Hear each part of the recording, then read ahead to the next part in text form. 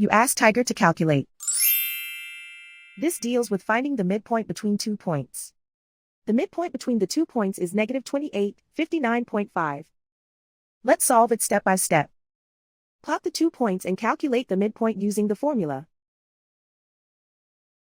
The coordinates of point 1 are, x1 equals 42, y1 equals 33. The coordinates of point 2 are, x2 equals negative 98, y2 equals 86. PM represents the midpoint of the 2 points.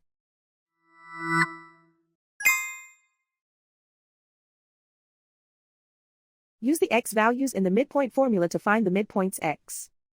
x1 equals 42.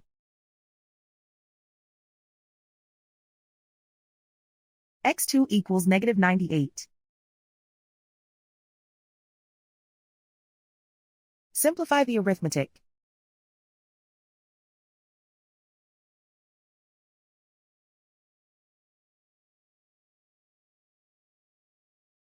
Use the y values in the midpoint formula to find the midpoints y.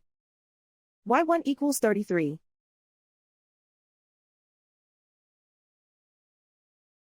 y2 equals 86. Simplify the arithmetic.